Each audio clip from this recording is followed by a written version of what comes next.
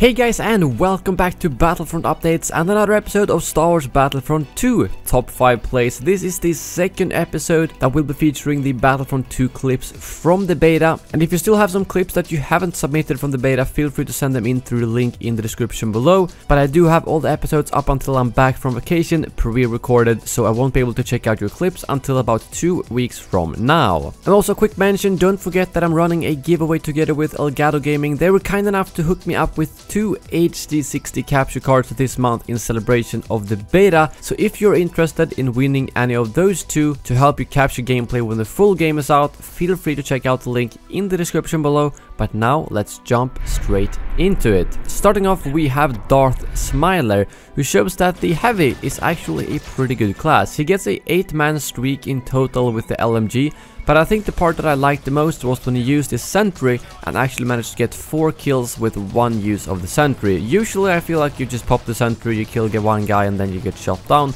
but it's all about the positioning, which he nails here, giving him a pretty nice streak with the Heavy.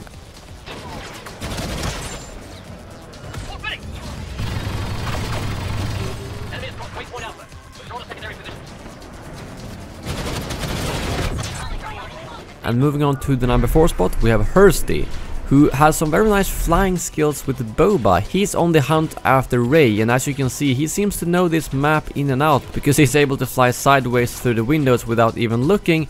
And then at the end, he manages to get a full-blown rocket barrage on Rey, which pretty much takes her from full health to dead in 2 seconds. And that yet again shows why the rocket barrage is so powerful on Boba Fett, and I'm glad they gave him a little bit more power in this game compared to the previous one.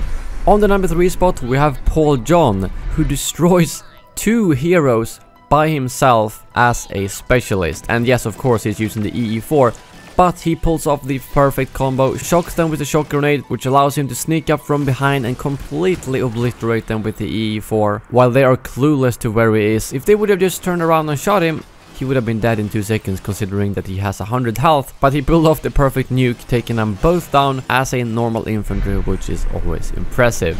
Moving on to the number 2 spot, we have PBJRox, who manages to get the chicken walker inside. And I'm sure you've seen a few of these clips before, but they are very overpowered on the second phase. He runs straight through the tunnel that goes up to the palace and gets 7 people with the trample, and I have to say it's extremely satisfying to trample people in this game with AT-RTs, and I can imagine that it's even more satisfying when you do 7 of them at the same time. So very nice played, and I'm sure the AT-RTs will somehow be nerfed and not be possible to bring inside for the full launch. And lastly, at the number 1 spot, we have old Jabba, and he is playing with Han Solo, and I'm sure you all know where this is going. He goes into the corridor, sees all these droids, and probably has a little bit of an oh shit moment, at which point he throws the detonite charge and boom, it gives him 8 kills with 1 explosion. That detonite charge is so powerful in the last 2 phases of this game mode.